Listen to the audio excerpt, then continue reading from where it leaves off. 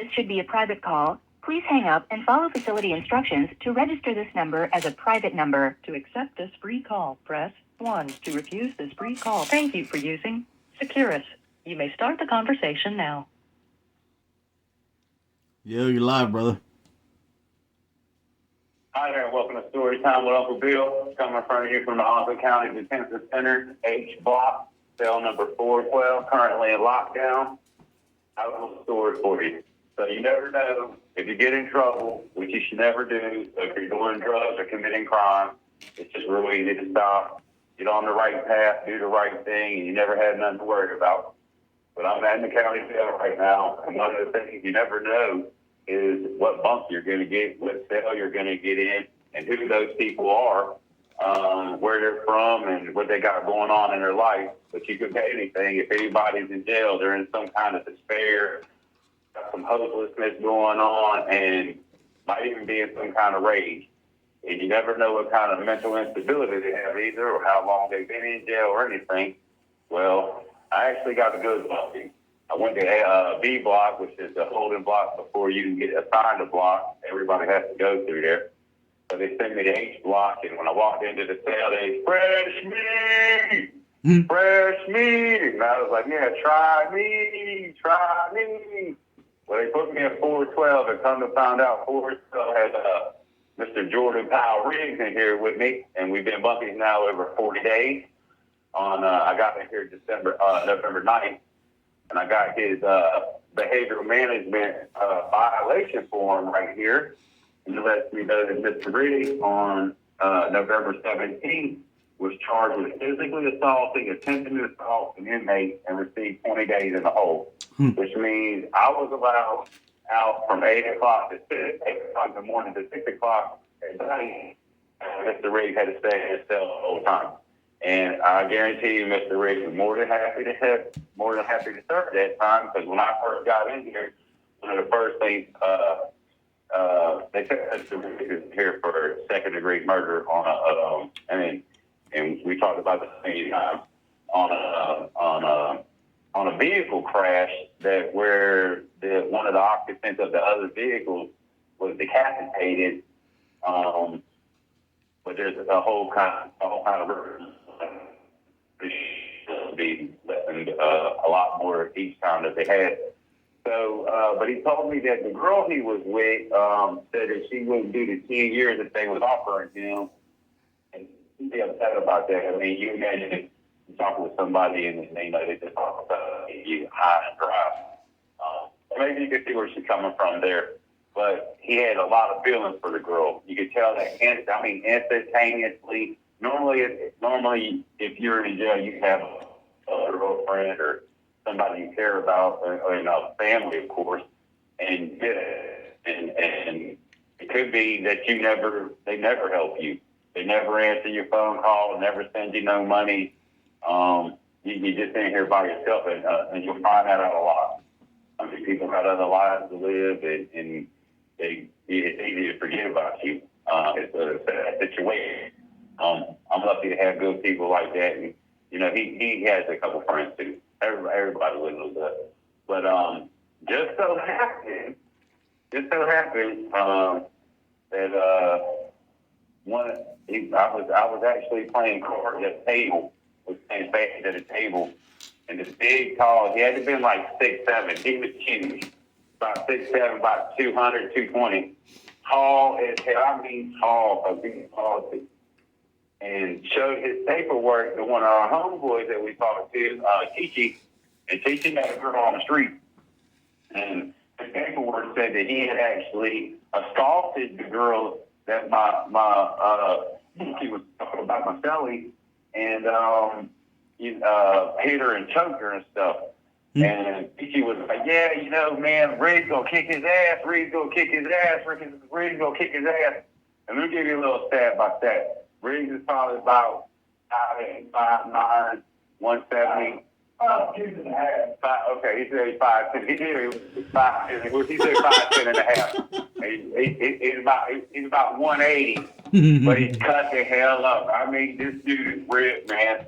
He got no waist, broad shoulders, thick ass chest, I mean, and he's a cool dude. He's a really cool dude. He's rocking this really cool fucking Wolverine type 70s Fu Manchu cut down in the middle, no mustache, and a damn shave right down the middle, clean shaven on both sides and underneath. They got two afro puffs on each side of his chin. Well, he was watching a movie at the time upstairs, and he didn't know this dude was in here, and somebody went up there and said something. They was on the top tier, and dude kept saying, yeah, look at me, Riggs, like it was some cool deal, like they're going to be homeboys and shit. But he obviously done Riggs. So Riggs is trained to go. Riggs is all. When I think of Riggs, I think of Lethal Weapon, Mel Gibson. I think he was kicking that shit too. But if you watch Lethal Weapon, you know Riggs on there. He was a crazy ass dude. Well, this dude's a crazy ass dude. So they was on the top tier, and I told you in my last video, Train was up there, and he knocked that dude's tooth out. Probably sent his ass to the hospital. When Riggs, I was actually in my cell when the fight started, so I didn't see the initial fight. I only saw the end, and cause I was actually in here reading a book, and I hear, get him, Riggs, get him, Riggs. I come running out the cell because I already know what was going on. There was no way hell, and Riggs somebody who don't really like people hitting on women. So I looked out the damn window, and I seen Riggs beat the dude all the way across the top tier. So I looked out, and Riggs had a hold of his jumper, and the jumper's a button up. It's got like 9 buttons up the front of it. He's got a hold of his damn jumper, and he's jumping up like fucking Mike Tyson Punch-Out, hitting this dude up in the fucking face. I mean, he's so much taller than Riggs. He's at least a foot taller, way up in the damn air. And the officers are coming in, and I told you, they'll never get here fast enough. You'll never get here fast enough, because the one guard that's in there controlling the block, he's not going to come in to save you, folks.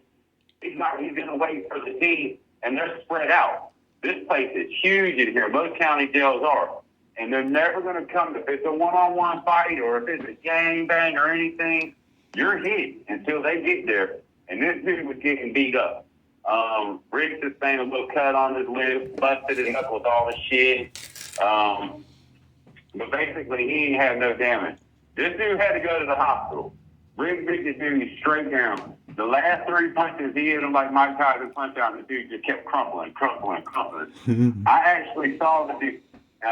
Pittman came up. Pittman was coming up the stairs, and Pittman was the CO, correctional officer. He said, Riggs! And Riggs has been here 3 years. I don't know if I told you that, but Riggs has actually been locked up in this county jail for the last 3 years. Can't imagine. But he had, and making do of it. And he was like, Riggs, just quit hitting the Riggs. I'm going to spray it. He's got a big-ass can of mace aimed at Riggs. I'm going to spray you, Riggs.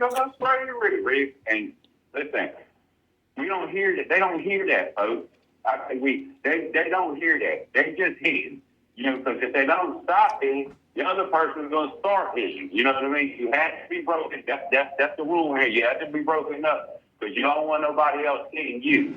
You know what I mean? And, you know, what's right or wrong, I don't know. But I know one thing. The man said if he ever encountered anything like that, he was going to do something. And I always took him as a man of his word, and he showed me. Because I actually saw the dude. Now, I think Pittman might have sprayed some mace, but it wasn't directed at them. But it ended up in the thing. But I watched the dude walk down his hole. His jumper was all ripped up. The damn eye was leaking. And apparently he had to go to the hospital because he got worked over real good in the body. Riggs got he got a good headbutt on him a couple times. It's been a long time since I've seen a headbutt used in a fight. I was really impressed with this shit. But you should have seen it, though. It really was funny. I think it looked like Kareem Abdul-Jabbar and Mario or something. I mean, he goes, bing, bing, bing, bing, bing, bing. Like every time he hit him, should have knocked out $400 or something and put him in his collection and shit. Man, he's a really good dude, and I hate that he's in this situation. He's supposed to have gone to court December 11th, and they never even called him. And just like in my situation, my buddy that you hear laughing, he's recording this video, he's called my lawyer several times, and I've called my lawyer 15 times, and nobody's even bothered to call us back. It's one of the many things that you learn when you go to jail.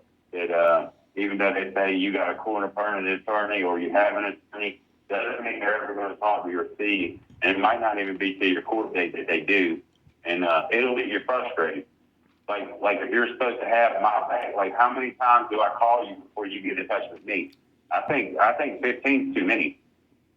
But it is what it is, you know what I mean? Because that's the way you got to live life in here. If this is the life that you choose, and you never know, and you got to be careful because you think. And in my situation, I thought all I did was busted out a window, but it turns out it was a whole bunch of other crimes that I had no idea. By doing what I did, it would lead into that. And I'm over here like, oh, I didn't do that. No, I don't do that. And when I actually looked at the law, it was like, damn. Well, that's what it is. But that's not what this was about. This is about you never know what could happen when you get in here. You take the videos with TSM Rapper and Jared Talk. My last two videos that I actually did with somebody else on an interview. That's what we talked about. Don't get in trouble. Drugs is not where it's at. If you're doing things to get yourself in jail, you stop. It's important that you stop and don't want to be in here. You lose your mind, man. And we see it every day in here. And that's not where you want to be. But it was a pretty intense situation. It's one of the, and dude's got that dude's got his same story, and it's not going to be a good one. And I'm not even saying this is a good one. I'm just saying this is what happened, and you never know what can happen.